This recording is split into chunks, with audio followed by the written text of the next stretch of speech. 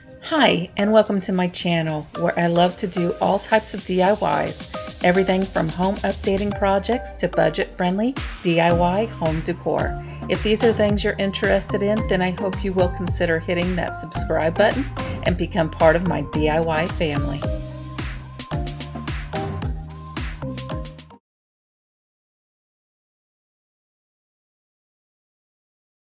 Okay, for this one, I've got some muslin. It was a white muslin fabric, cotton fabric that I coffee stained, and I just dipped it in the coffee, let it sit for a couple minutes, took it out, wring it out, threw it in the dryer. Did not rinse it off, so I'd get all these lovely little coffee stains. I've got a piece of cedar picket fence that measures about 18 3/4 inches high. And then I've got some wood rounds. These are the thick wood rounds. Okay, I'm going to take some white paint. Any white paint will suffice. And I am going to paint the center of this wood slice.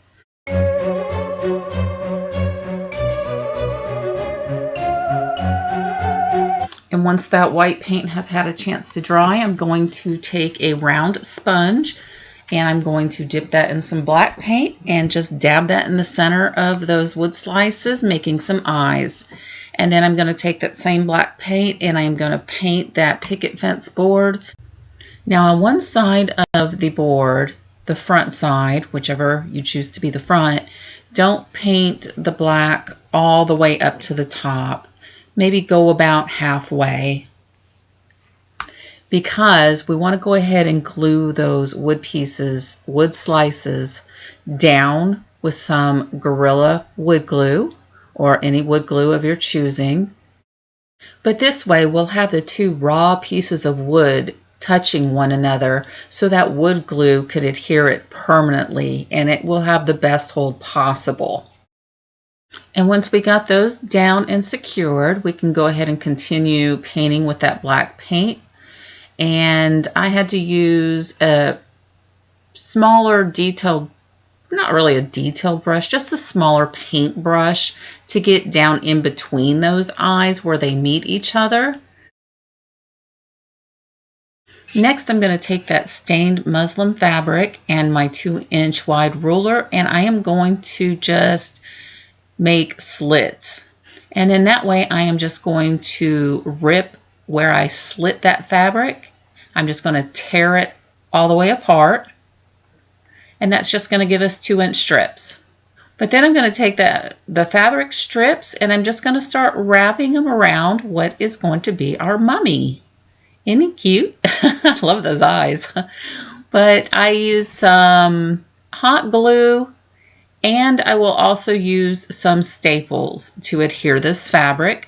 And I didn't want so many staples exposed, so I then changed my approach from doing it on the front side to adhering it all on the back side. And then when I would staple down the fabric, I would leave a little bit of excess fabric from that staple and I would pull it back, fold it over that staple, and adhere it with some hot glue. And just do that to your liking. Just have fun with it. I did. I enjoyed this project so much. I love the way it turned out. And then once I get the fabric on, I'm going to go ahead and take some hot glue, and I'm going to go ahead and just glue that top piece of fabric, the bottom edge of it, to the top of the eyes. That way it doesn't move around. And then I just thought it needed some more fabric, so that's what I'm going to do. I'm just going to add a little bit more fabric around the top part. And to finish it off, I'm just going to take some white paint on the end of my paintbrush and give it some little white dots, and this project is done. You guys will have to let me know what you think about this little wood mummy.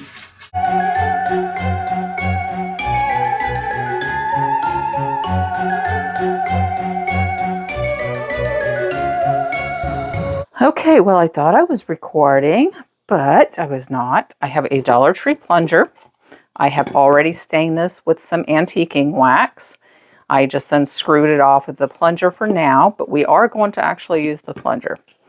I had a mop head that I pulled off of the little piece that holds it all together. And then when I got those off, I cut them in half. So that's where I've gotten so far, other than this is still drying down.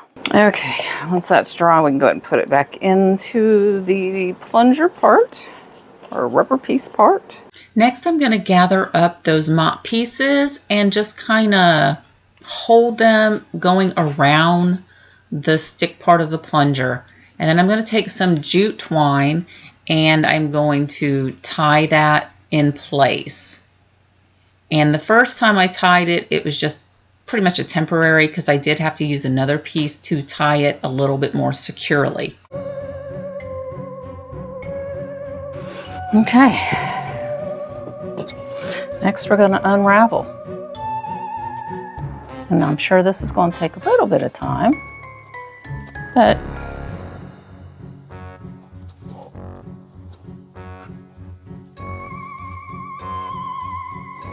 okay, so you're just going to unravel all of these pieces just like this. I'll show you one more time. Piece of cake.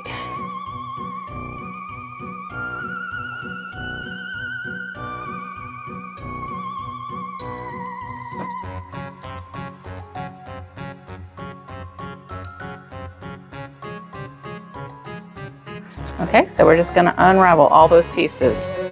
Okay, so once you've got all that unraveled, it should be looking like this.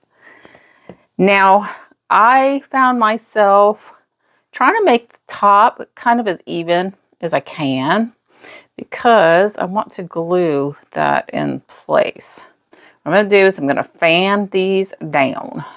I'm going to kind of pull it away and get that hot glue down in there. Let it drip in there.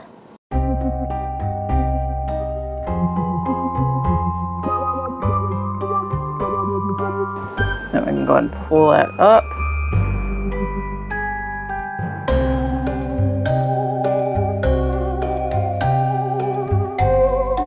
Then I'll take some of this jute rope. I'm going to leave a tail so I can tie it when I'm done. I'm going to go ahead and wrap it all the way up.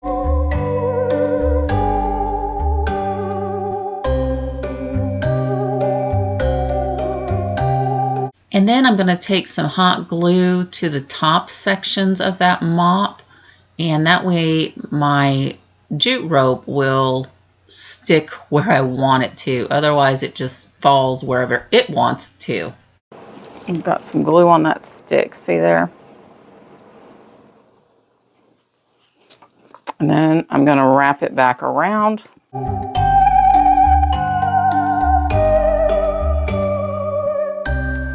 I'm going to put some glue right to there.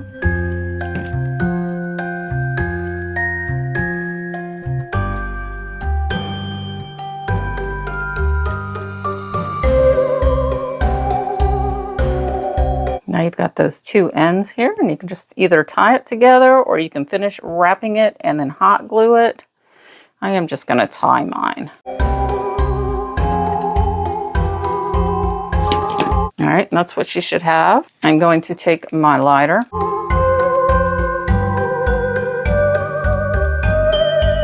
All right, that's what you should have. That is just cute. Now, if you wanted it more rustic looking, you can always take this before we attach it and you can soak it in some coffee or some tea, and then that will give it a more rustic, old look. But I'm not too worried about that, even though I do think that would look awesome. Now I've got some raffia here. I picked this up from somewhere. I'm sure it was Hobby Lobby, probably. It's got the different color, tricolor. And then I'm just going to take and cut long strands off of each color. And I'm trying to cut the strands long enough so I can kind of tie it around the pole of this broom. And I'll just gather them all up, tie it, and I put a double knot in it at first, but then I pulled it back off so I could get that double knot tighter.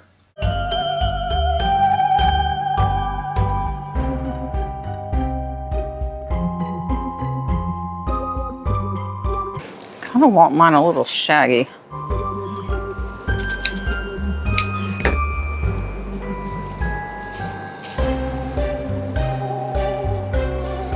All right, then we got to slip that back on, I hope.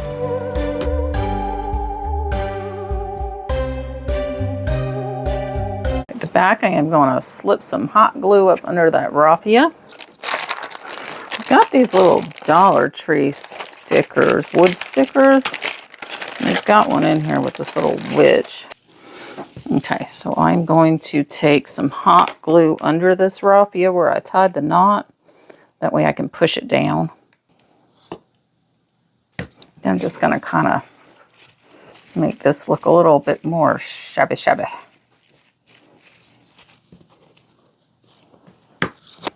And then I think I'm just going to take this sticker off first. And I did use a scraper to scrape off the sticker on the back of that. All right, and there we got little easy witch broom. And since we left it on the plunger, it'll stand up no problem. I think that is a brilliant idea. I do not know who came up with this idea. I see a bunch of people do these, and it's like, well, I'm going to try one of my own, and I'm just going to give it to my daughter, and she can do with it what she wants. But you guys have to let me know what you think about that.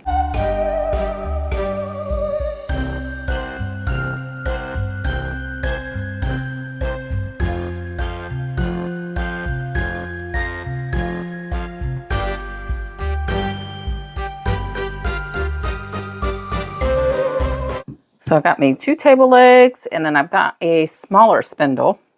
I did go ahead and clean them off, and I cut down the top of this one just to make it flush.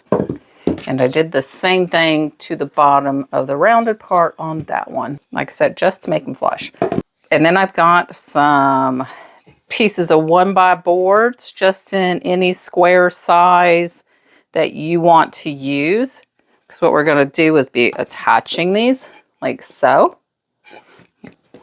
So probably the first thing I'm going to go ahead and do is drill my holes in there. Okay, so I'm going to be using some exterior screws in the 9x2.5 inch. On the back here, it just tells you number 9, use a 9/64 drill bit.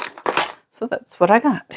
And then I'm just going to find center, and I do that by just drawing an X from corner to corner, and then the center of that X is center. So we got center.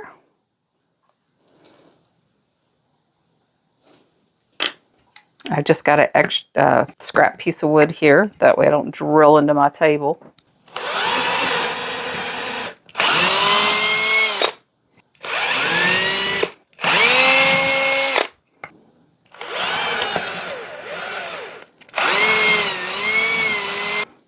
Now, I know, usually we would use the big, bulky square side. This one I'm just going to drill right in the center, but I'm going to have to do it on my floor, and you're not going to be able to see me. Okay, just like so. Just like so. I am going to sand these down just a little bit. Pumpkin, and this is some Dollar Tree paint. I hope it's still good. I've had it for quite a few years. I just haven't opened it but once, so we'll see. All right, I'm just going to start off with pumpkin. And I'm just going to give this a messy paint coverage. I definitely want the brown to be showing through. I don't want it to look brand new. So rustic, here we come. I did go ahead and start with that green on the white piece, but I didn't like how light green the color was coming out. So then I went ahead and took some truffle brown paint, any brown paint, and I painted that whole table leg with that color. And then that way I can go back over it with the green. And when you do that, it just makes that green darker looking. The little one, I am just going to go ahead and cover it with the green since the base of it's already a brownish color.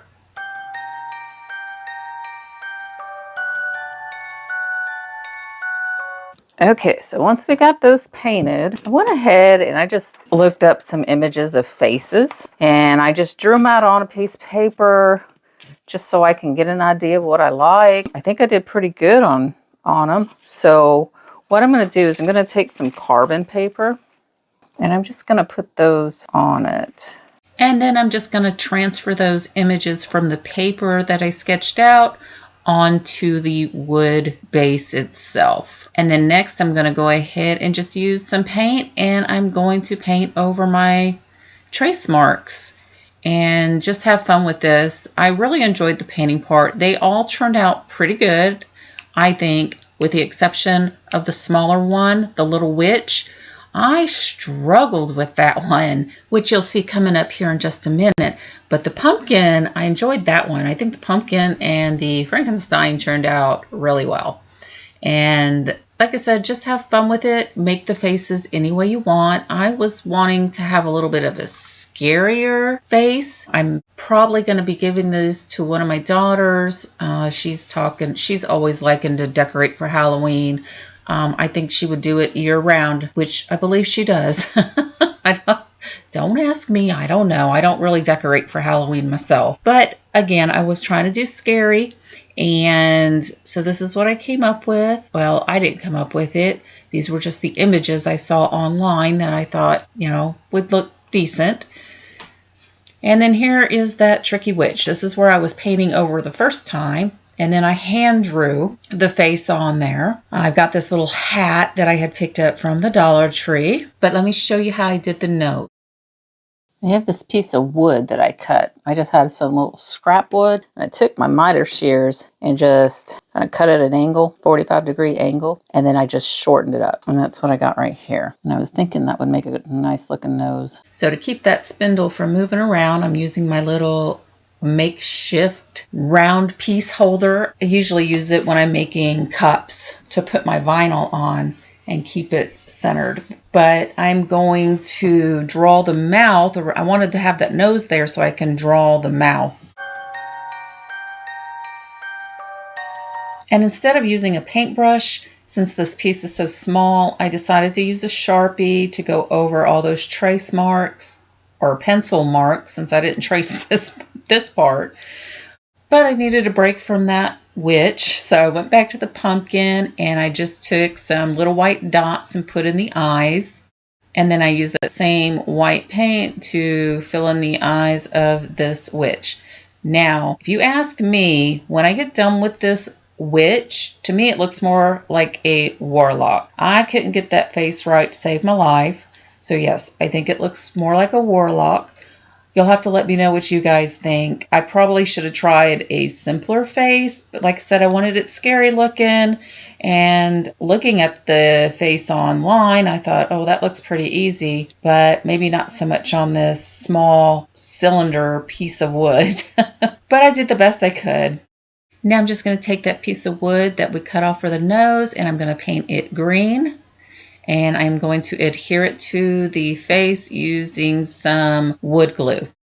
I'm going to spray these screws down with some clear matte enamel. Hopefully that will help paint stick better because I don't have any brown spray paint. So I'm going to let those dry down. Okay, so I'm going to take some truffle or any brown paint. I've not ever done this before, so could be a fail. And then I'm just going to go ahead and paint those screws with the brown color. And then before that paint has a chance to dry, I'm going to dab my paintbrush into some cinnamon and then just dab it all over the wet paint, trying to give it more of a rusty, crusty appearance. All right, while that's drying, I'm going to go ahead and screw my bottom plate into the wedge. And I'm going to show you on this one because the other ones are so big, I'm not going to be able to probably get it at this angle. But grab the 2.5-inch exterior screws and the drill gun. And the easiest way to do this is to go ahead and get that screw started through your base. And when that screw is exposed at that other end, you can screw it into the spindle. Once you get it snug, just finish drilling it down. And you want to make sure you countersink that screw into the base. That way it doesn't wobble. Next, I'm just going to take some hot glue and put the hat on the head of the witch or warlock. And then I'm going to take it in the garage and I'm going to go ahead and spray a protector on it, which I probably should have done that before the hat, but whatever. But this one's finished. Before I add some paint, I want to add some hair to this. You could always put some Spanish moss up in there. And I just added lines up there to make it look like she got some hair. I've got this little wooden cup. I picked these up from Hobby Lobby, and I'm just going to stain it with the Americana gel. Before I spray it down with a sealer, I want to attach what we painted here. So I'm going to go ahead and glue that in. I am going to use wood glue. And then I'm going to take some Spanish moss, and I'm just going to glue it around the peduncle of that pumpkin or jack-o'-lantern.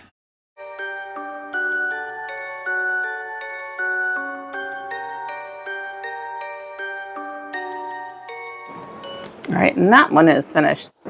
Okay, so on the Frankenstein, I want to put those screws that we did. It made them look rusty, crusty in there. I think that actually looks pretty decent for just a faux job. Okay, for my screw size, I have a 5/16 drill bit and marked where I want it to stop.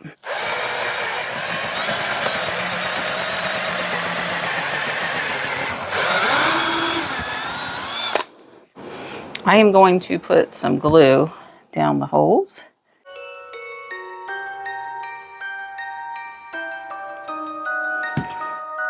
And then screw in.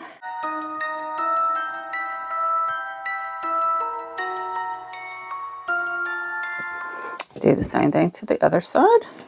And if you need some help screwing those in, just grab some pliers and twist them in. All right, this one is finished after I spray it down. And here they are. And you guys will have to let me know what you think about this one. And also let me know which one was your favorite in today's video. And if you haven't already, I would really appreciate it if you would subscribe and like the video, leave me a comment. All those things will help YouTube spread my videos.